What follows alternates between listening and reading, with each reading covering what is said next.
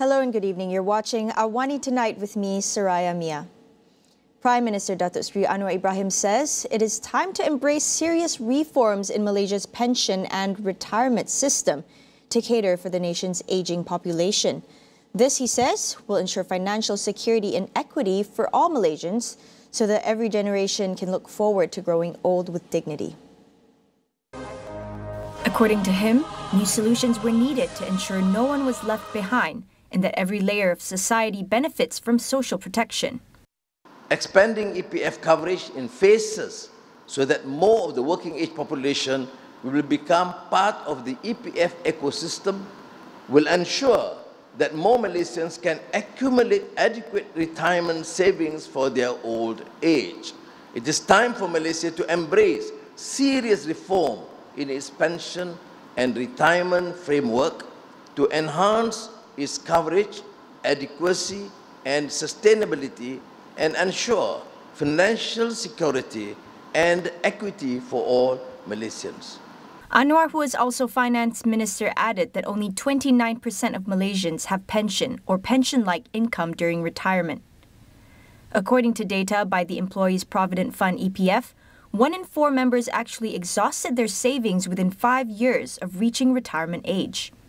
He highlighted the importance of addressing the issue as Malaysia is projected to shift from an aging to aged nation in just 23 years, with 14% of the population over the age of 65. Electric vehicle users will be subject to motor vehicle license fees based on their vehicle's motor power from January 2026. Transport Minister Anthony Loke said that the new fee is 85% lower than the existing rate and is aimed at encouraging Malaysians to switch to EVs. Kadar fee LKM baru yang ditetapkan hanya terpakai kepada ZEV dalam kategori Pure Battery Electric Vehicle dan Fuel Cell Electric Vehicle sahaja.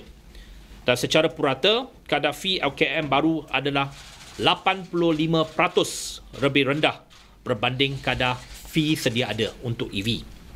The government currently exempts EV owners from paying road tax, an initiative that will continue until December 31st, 2025. Meanwhile, the Investment, Trade and Industry Ministry MITI will conduct investigations following a report that the US has imposed sanctions on a Malaysian company involved in semiconductors. Second Finance Minister Datuk Seri Amir Hamzah Azizan says MITI, as a coordinating agency, should be given time to study the matter and present its findings. Al Jazeera had reported that a Malaysia-based semiconductor manufacturer, Jetronic Sendir and Berhad, was among nearly 300 entities slapped with sanctions by Washington last month for alleged links to Russian military suppliers. It said the materials the company shipped to Russia included Tier 1 items on the US Department of Commerce's list of common high-priority items. According to the Center for Advanced Defense Studies, Jetronics made more than 50 deliveries worth more than $3 million to companies in Russia between April 2022 and September last year. However, Amir Hamzah emphasized that the company was not a semiconductor manufacturer, but a trading company selling semiconductor-related hardware. Although Malaysia was an open economy, he said it was important for businesses to trade in the right way. He also stressed that the country would not compromise if anything untoward was found.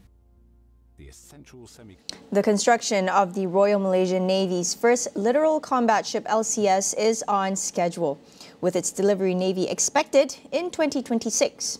According to Defence Minister Datuk Seri Muhammad Khalid Nordin, the ship was successfully launched into the water on May 23rd, as per the contract schedule.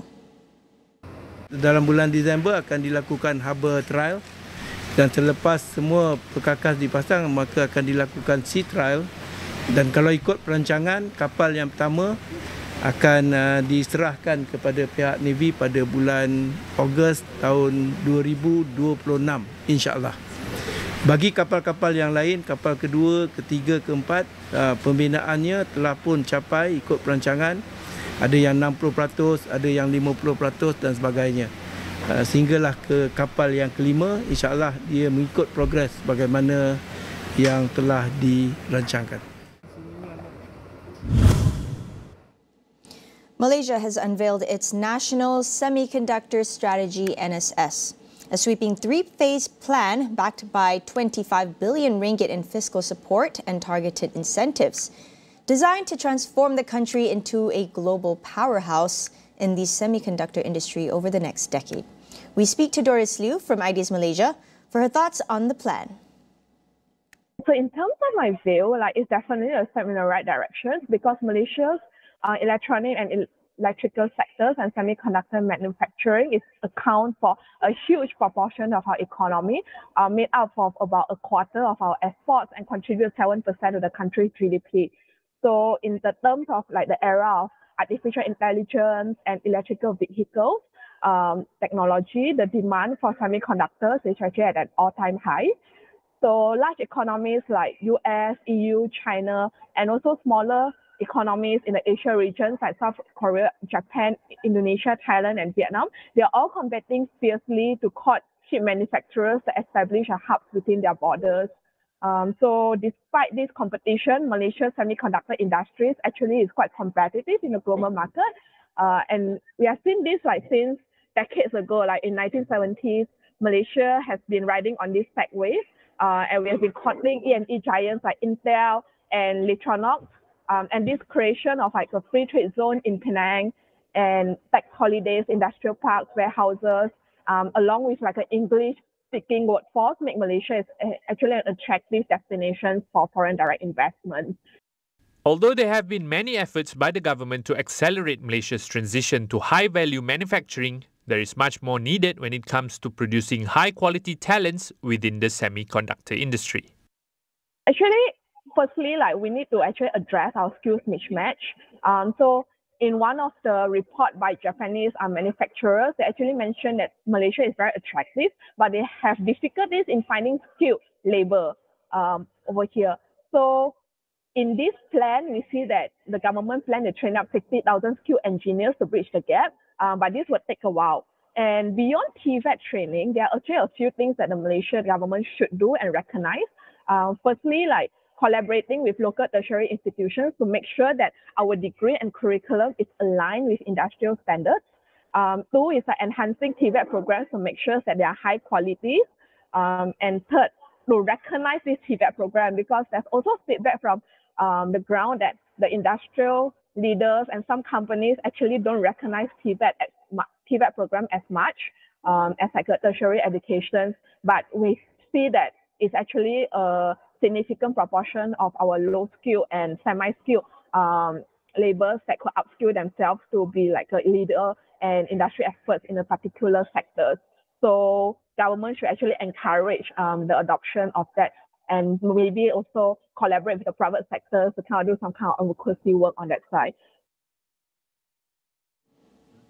It's time for a quick break. We'll be right back with more.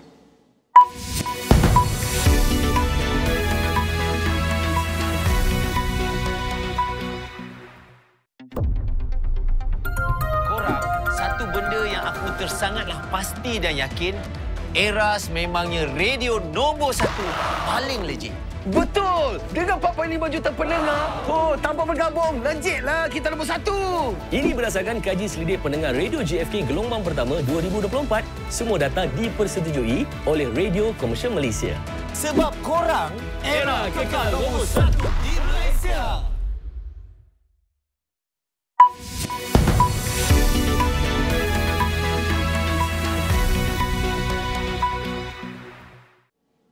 Welcome back. Vote counting is underway for India's elections, with early results suggesting that Prime Minister Narendra Modi will win a historic third term in power. The BJP-led alliance is currently leading in just under 300 seats, but trends indicate it will not achieve the landslide victory many had predicted. The BJP itself is currently struggling to get past the simple majority mark of 272.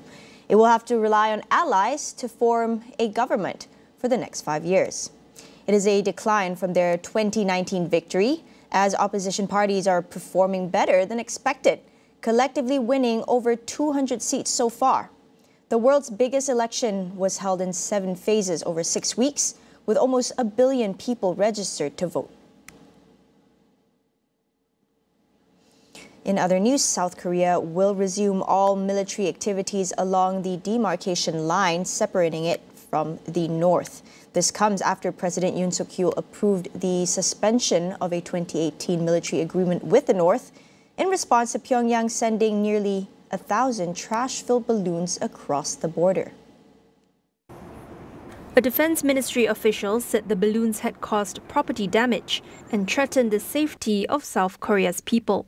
On Sunday, Pyongyang said it had sent up to 15 tons of waste paper, prompting Seoul to say it would take serious measures in response, including blaring propaganda from loudspeakers aimed at the north.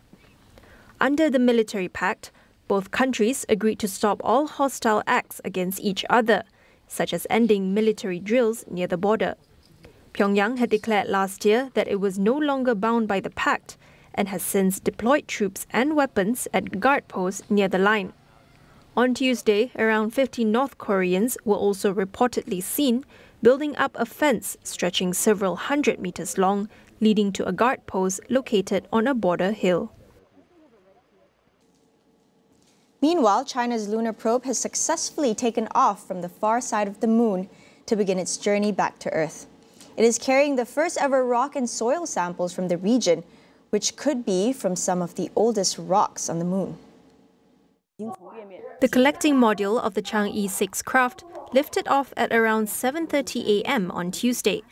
On Sunday, the robot landed in a giant crater near the moon's south pole, in a world-first feat that was hailed by the international scientific community. This is China's sixth mission to the moon. It is the only country to have landed on the far side of the moon, having already done so in 2019. The far or dark side of the moon, which faces away from the Earth, is challenging to reach due to its distance and difficult terrain of huge, deep craters with few flat surfaces. As AI applications rapidly advance, it is essential to ensure that the technology remains accessible to all. In democratizing AI, IBM and Red Hat initiated the Instruct Lab project to promote transparency, collaboration, and innovation through open source. So Instruct Lab basically aims to democratize AI by making it so anybody in our community of contributors can contribute skills or knowledge that then gets built into a regularly released community model. So say for instance, you download one of our models and you're asking it about some subject matter. Let's say the subject matter is, I don't know, shoes. And it doesn't seem to know about shoes. So you're like, okay, well I know about shoes. Let me write some knowledge about shoes and submit it to the model. So you submit it, and then it may end up in the next release of the model, and then you ask it about shoes. Hey, it knows about shoes. But the way the technology works is it will take a large language model, and that's already pre-trained, and you're doing sort of a fine-tuning alignment phase. So we take all these community contributions and use them to align the model to what the contributions are. And that kind of, it enables the model to understand what latent knowledge was pre-trained into it better than it would without that alignment, if it makes sense. Besides open source AI allowing developers, researchers, and enthusiasts globally to access, modify, and enhance AI algorithms, Maureen said it also does not require expensive or complicated hardware to run. So that's sort of been our focus with the Instruct Lab tooling, is to make it laptop first. And you might not get as high quality output because you have limited hardware resources, but you have enough to experiment and to learn and to prove what you're working on. So then that could be, for example, if you're inside an organization, you want to experiment and learn and make the business case to get funding to go to something more sophisticated, you can do that. And it doesn't require any additional investment in hardware because it's the hardware you already have. And you don't need to be a data scientist, you don't need to be a developer, you basically just have to be interested in artificial intelligence, you don't need to be an expert, you just need to have an expertise that you would like to share with the model. In addressing biases, Maureen believes open source AI can enable a more diverse community of developers to scrutinize and improve AI algorithms to ensure fairness.